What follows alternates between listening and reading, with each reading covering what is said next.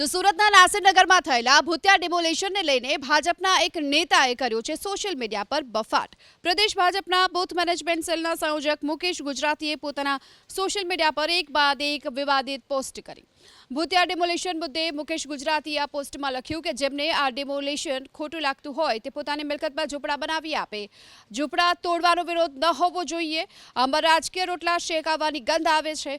ભૂતિયા ડિમોલેશનને યોગ્ય ઠેરવી મુકેશ ગુજરાતીએ એવી પણ માંગ કરી કે આમાં કેટલા બાંગ્લાદેશીઓ છે અને કેટલા લોકો પાસે દસ્તાવેજો છે તેની પણ તપાસ થવી જોઈએ.